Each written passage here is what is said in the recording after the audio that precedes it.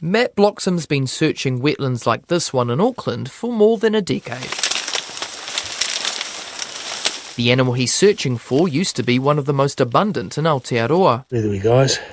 But the endangered and somewhat peculiar black mudfish, or Waikaka, has made a surprising reappearance, says Auckland Council's senior regional freshwater advisor. They don't have that sort of cuddly aspect to them that kiwi do and kakapo. So any attention we can get, to shed the light on these species is always really valuable.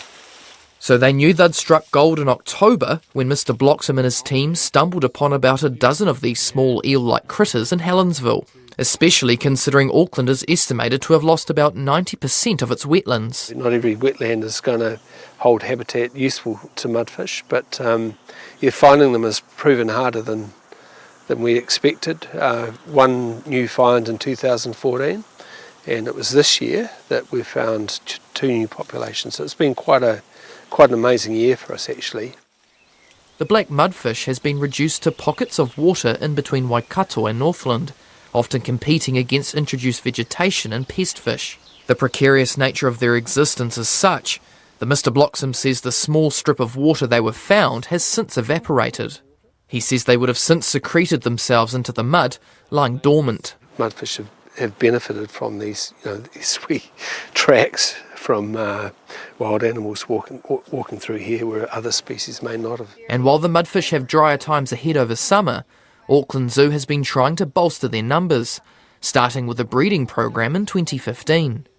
Auckland Zoo ectotherm keeper Julie Underwood says they've managed to breed more than 350 Waikaka mudfish from a small group donated by Hikurangi Mana Whenua in Te Tai Tokerau, Northland. They have abilities like surviving out of water, so they don't have scales, they have leathery skin with a mucus layer, and they can actually absorb oxygen through that as long as they're damp. So when the wetland dries out, they can hunker into the mud and kind of survive that dry period when all the other fish have to leave the area. So it's a good survival technique.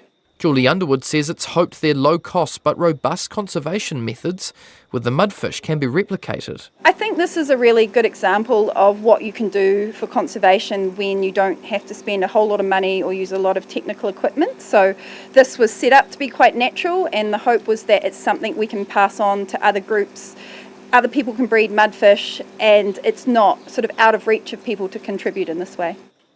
But the question remains for other populations, with Aotearoa's wetlands continuing to suffer the impacts of human interference. So wetland habitats are quite rare now. They often get drained for houses, for farming, and so there's very few natural wetlands left. So they don't have a lot of habitat left, and they also have to fight against introduced pest fish species. So they have a bit of a hard road ahead of them, but we're lucky that there's still some populations remaining, and we're hoping what we do here and what we learn here can contribute to their conservation.